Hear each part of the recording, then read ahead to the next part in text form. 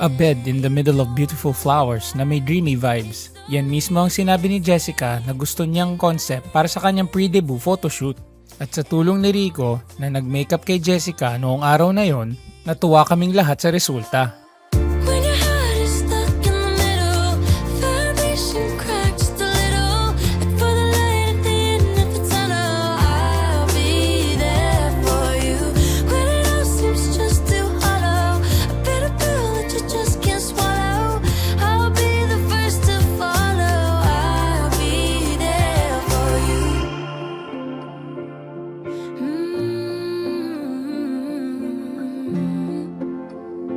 Oh, I'll be there for you.